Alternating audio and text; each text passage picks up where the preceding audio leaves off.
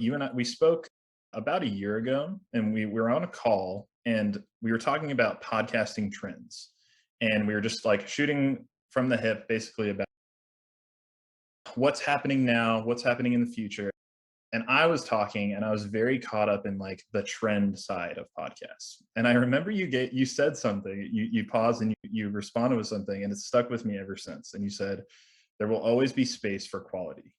And it was kind of like a moment for me where I realized so many trends come and go, but there will always be space for quality in work. And I'm curious, it seems like that's a huge emphasis in what you do. And I think what I really took away from that conversation was the world is so noisy. There's infinite options, there's infinite things to listen to, watch, read, whatever you think. And the ultimate differentiator, the sharpest thing to cut through the noise is going to be quality now. And I'm really curious, how do you think about quality? How do you approach work in that sense? It has to begin and end there. You have to make something exceptional. If you don't do that, I partially some of this is just this answer, by the way, is going to be like my personality coming out. And some of this is just my personal stance on things. There are many ways to win. And so this maybe is not the only way to win, but it's in my opinion, it's the best way I know how. You have to make something great. First of all, what are we even doing this for? Like, why am I even spending a lot of time on this? To make something average, to make something mediocre? Like, why? Mhm. What I can go do something else. Like, I don't even see what the point is if I'm not trying to do it to an exceptional degree. Secondly, the ultimate way that any product, book, podcast, car, anything spreads and sells is by word of mouth.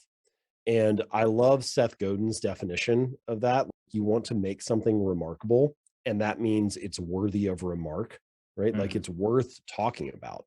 And so, what are the products that are worth talking about? What are the experiences that are worth talking about? If you think about what those things are for your life, it's like it's the stuff that's exceptional. It's Mm. the stuff that is so fantastic or high quality or useful that you almost feel compelled to tell somebody about it. I laugh sometimes to think about I think we've all seen these online courses and different things that people sell, and they throw in a bunch of bonuses, right? There's a buy in the next 2 days, and you get 10 PDFs, and you get these downloads, and get a special set of interviews and a private Q&A session. They keep layering all the stuff on. And then think about something like Lin-Manuel Miranda makes Hamilton, right? And then Hamilton puts their tickets up for sale on Broadway, and Mhm. they don't have any bonuses. There are no free PDFs. There are Right. no extra Q&A calls. There are no private sessions with the creator or anything like that. Right. It's so good, it's so exceptional that it sells out in 5 minutes. And Mm. I think if people spent more time making the core thing exceptional and less time worrying about marketing tactics, strategy, or all this other stuff, the end results would probably be better. And it's because ultimately you need people to spread it by word of mouth. And the only way to do that is to make it so good that they want to talk about it. Mm. So I feel like that's from a business standpoint, just from a pure dollars and cents standpoint, it's the best strategy.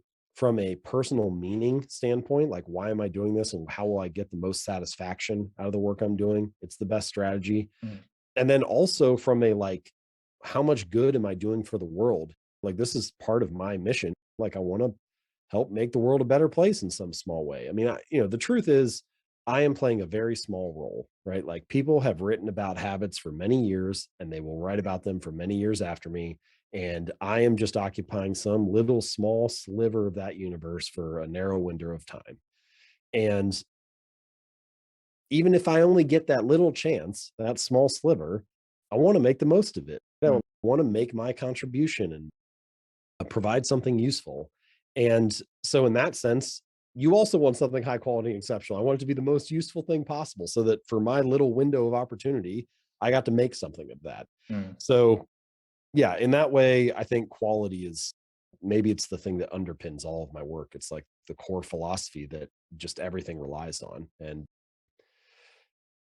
I know everything I make could be better. There's always stuff that you can revise or improve, and I have a long list of ideas and thoughts for how I could, make the second edition of Atomic Habits better.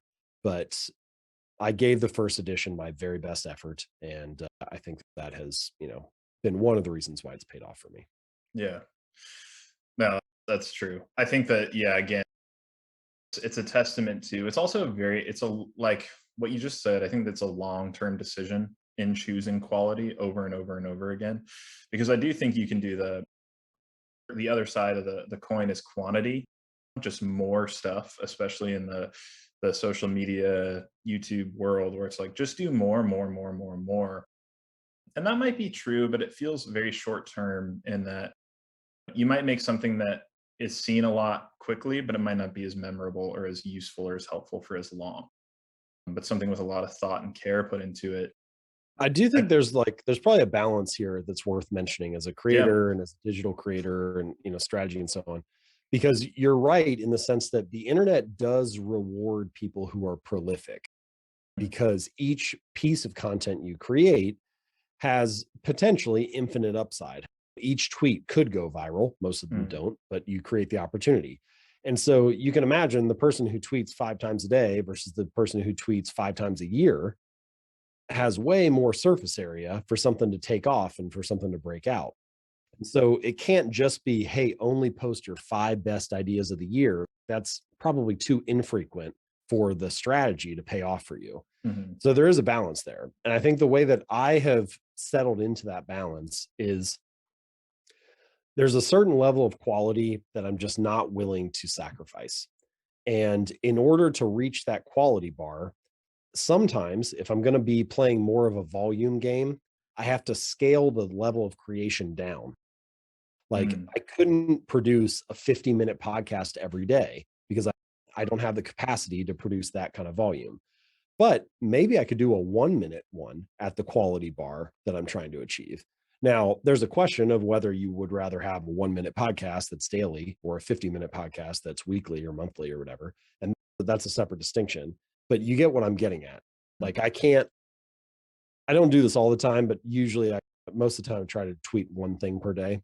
And it's one sentence basically, or 2 sentences. It's very short. And I can produce a tweet that is that high quality. I can't produce an article every day that's that high quality, right? mm, 2 per week was like my max. right. But so I think you can maintain your quality bar if you scale the level of creation down. Mm, This is what I did with 321. I mean, the newsletter's very popular. Over 1 million people subscribe to it, but it only takes me an hour or two to make it because mm, it's not that many ideas. It's just a few sentences, and I try to achieve a very high quality with it, but the scope of it is small enough that I right. can do it each week. Mm, So yeah, there's a balance there. For me, I try to never sacrifice quality. If I have to sacrifice something, I sacrifice scope.